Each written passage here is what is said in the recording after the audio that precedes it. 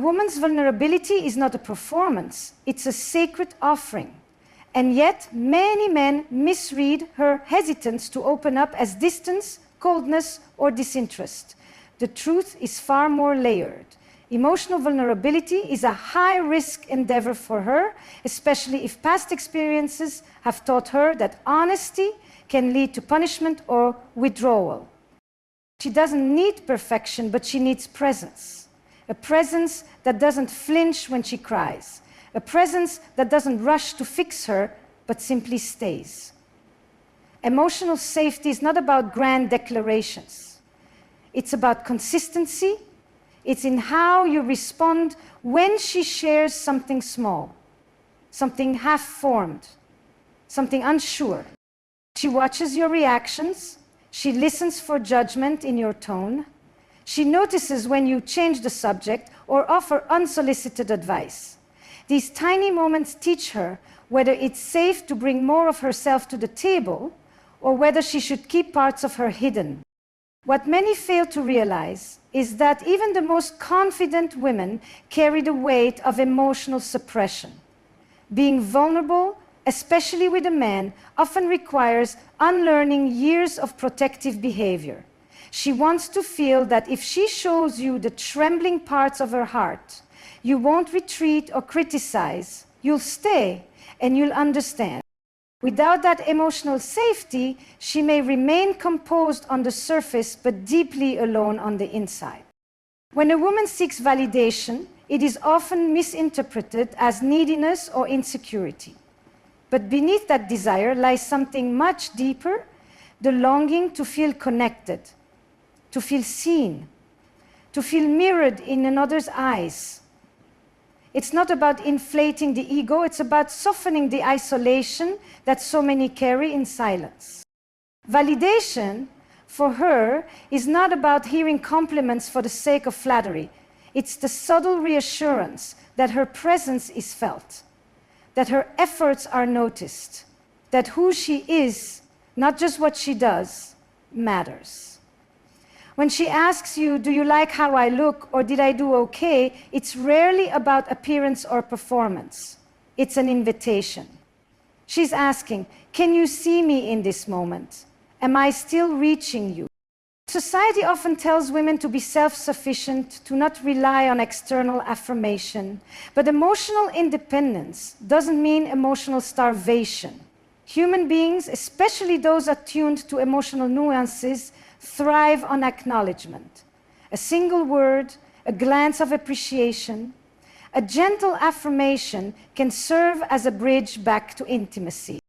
In her world where she may carry the emotional weight of others, validation isn't indulgence, it's oxygen. It's the difference between feeling invisible and feeling intimately held. And often, the more she appears to not need it, the more she has taught herself to survive without what she deeply desires. She's not asking for praise. She's asking for reflection. To know that she still touches you, that her presence still matters in your emotional landscape. Inside many women's lives, a constant inner negotiation, a push and pull between expressing who they are and holding back for fear of overwhelming others. She may love too loudly and then quickly apologize. She may cry and then feel ashamed. She may express a desire, an idea, or a boundary, and immediately question whether she's being too dramatic, too emotional, too needy. This fear of being too much is not random. It's inherited from generations of conditioning where women were praised for being agreeable, gentle, accommodating, but quietly punished when they became bold, assertive, or expressive. On the flip side, the fear of being not enough haunts her when she falls short of impossible standards. Not pretty enough, not smart enough, not nurturing enough, not desirable enough. She often walks a tightrope. If she speaks her truth too often, she risks being labeled difficult. If she stays quiet, she feels unseen. If she asks for more, she fears being rejected. If she needs reassurance, she's told to be more independent. And in trying to navigate these contradictory expectations, she can lose her sense of self. This internal conflict creates a subtle anxiety that lingers in her relationships. She may second-guess a text message, replay conversations in her head, or hesitate to ask for something she truly wants. Because somewhere deep inside, she's trying to avoid being either abandoned for being too much or overlooked for being not enough. It's not just about self-esteem. It's about survival in a world where female expression is constantly scrutinized. So she edits herself, sometimes without even realizing it. She becomes fluent in the language of restraint. She gauges your mood before she speaks, measures your tone before she reveals hers, and constantly calculates how much of herself is safe to show. To the outside world, she may appear confident, self-sufficient, even unshakable.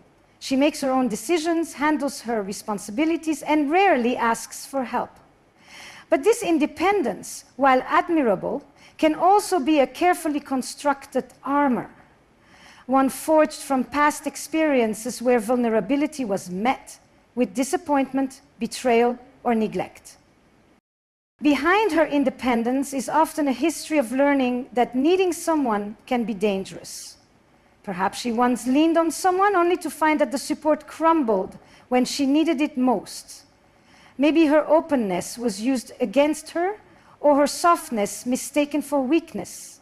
So over time, she learned to become her own anchor, not because she wanted to carry everything alone, but because it felt safer than trusting someone else to hold any of it. Her ability to do life on her own does not mean she wants to. But asking for help feels foreign. Receiving care feels risky. Letting someone see the cracks beneath the polished surface feels like surrendering control. And control, for her, is not about power, it's about protection. She has built a life where no one can say she's dependent, where no one can accuse her of being a burden. But in doing so, she may also be denying herself the intimacy that comes from shared vulnerability. Her independence can keep others at a distance, not because she lacks feeling, but because the closeness she craves is the very thing that terrifies her. Even in relationships, she may hesitate to delegate emotional labor. She listens more than she speaks. She gives more than she receives. She shows up even when she's breaking, and if she cries, she may apologize for it. Not because she believes tears are wrong, but because she fears they might make her look like someone who doesn't have it all together. There is a kind of silence that feels calm, soothing, mutually understood. But the silence many women hold is not of that kind. It's not born from resolution or serenity. It's the silence that grows when expression feels dangerous, when speaking up feels like it will cost too much, or when past experiences have taught her that honesty leads to distance rather than closeness. She may stop talking not because everything is okay, but because explaining herself has become exhausting. She may go quiet, not out of indifference, but because every time she voiced her needs in the past, they were ignored, minimized, or turned against her. Her silence is a form of emotional self-protection, a survival instinct that says, if I don't say anything, I can't be misunderstood or rejected. This kind of silence can be deceiving. From the outside, she may seem composed, agreeable, even content. But inside, she could be carrying the weight of unmet needs, suppressed desires, or unresolved hurts. Her thoughts continue to swirl, her emotions continue to rise, but she holds them in tightly, afraid that releasing them will cause rupture rather than repair. She has learned to speak in subtleties, in shifts of tone, in subtle withdrawal, in the things she doesn't say. She may smile through disappointment or nod in agreement when she's actually feeling dismissed. This muted communication is not passive aggression, it's the language of someone who has had to choose between expressing her truth and preserving the connection. Often, her silence is mistaken for indifference, but it is rarely that. It is a decision to withhold, not because she doesn't feel, but because she feels too much and has nowhere safe to place those emotions. In a world that often tells her to be strong, independent, and emotionally self-sufficient, a woman may suppress her longing to be pursued, not because the desire isn't there, but because admitting it feels like weakness, or worse, neediness. And yet, beneath the polished surface, beyond the carefully guarded pride, is a quiet, aching wish. Come find me, choose me, chase me in the way I will never ask you to. She may never say it out loud, especially if she has spent years proving she doesn't need anyone. Especially if she's been told that desiring affection, consistency, or attention is childish or outdated. But the truth is, pursuit for her isn't about dependency. It's about feeling wanted, intentionally, actively, and wholeheartedly. This longing is deeply human. It has nothing to do with games or manipulation. It's about being met with energy that says, I see your worth, and I am willing to make the effort to stand beside it. When a man initiates, follows through, and shows up without being prompted, it touches something primal in her. Not because she cannot do for herself, but because she's tired of always having to. Many women have been conditioned to initiate emotional labor, to send the first message, to check in, to repair the disconnect. Over time, this pattern creates quiet resentment. She begins to feel like she's carrying the relationship's heartbeat alone. So when she steps back, when she stops reaching out, it's not always detachment. Sometimes it's a test, not of loyalty, but of presence. She wants to feel chosen in the quiet moments, without the pressure to perform or remind someone of her value. And though she may appear unfazed on the outside, something inside her watches closely. Will he notice? Will he care enough to take the lead, not because he has to, but because he wants to? Anger is often the first emotion you see, but rarely the first emotion she feels. For many women, anger is not a sign of power. It's a signal of something deeper unraveling beneath the surface. It may be frustration, yes, but more often it's a defense, a fire lit to guard a wound that hasn't been acknowledged, let alone healed. She may raise her voice, shut down, or become sharp, not because she enjoys conflict, but because she has been quietly carrying pain for too long without the space to speak it. Her anger can emerge when she feels unheard, unseen, or dismissed. It is not random, and it is not chaos. It is the residue of emotion denied expression, the build-up of feeling that had no place to land safely. Behind her sharp words might be an aching question. Why did you notice? Behind her defensiveness may be a history of being blamed, misunderstood, or gaslit. Perhaps she learned that if she expressed sadness, she was weak. If she showed disappointment, she was dramatic. So anger became the one emotion she could allow, because it demanded attention where softness was once ignored. She may not always have the language for what she's feeling in those moments. The pain may come from something long before you. Childhood neglect, betrayal from past lovers, emotional labor unreciprocated for years. And when the present moment echoes those old patterns, her body reacts before her mind can reason. The anger erupts not as strategy, but as instinct. What looks like hostility may actually be grief. What feels like resistance may be the fear of being let down again.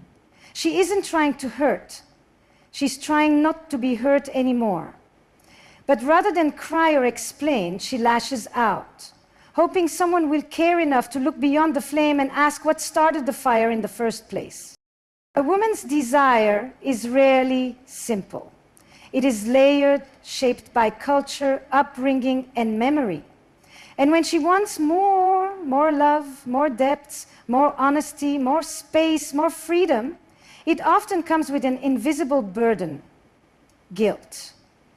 Guilt, that whispers she should already be content, that she's being ungrateful, that her yearning is inconvenient, selfish, or excessive. She has been told, directly or indirectly, that she must be satisfied with what she's given, that asking for more makes her difficult, that needing more emotional presence makes her needy, that wanting more passion makes her demanding. So instead of voicing these longings, she swallows them. She talks herself out of them. She shrinks them down to fit the expectations others have of her. This internal conflict is especially strong in relationships. She may love her partner deeply and still feel something missing. But voicing that absence feels risky, as though she is betraying the very bond she wants to deepen. So she tries to rationalize her feelings. Maybe I'm asking for too much. Maybe I should just be grateful. The guilt silences her, even when her heart continues to ache. Even in her ambitions, she may downplay her dreams. She fears that chasing them will disrupt the balance of her family, her friendships, her identity. She's been taught to accommodate, to sacrifice, to put others first.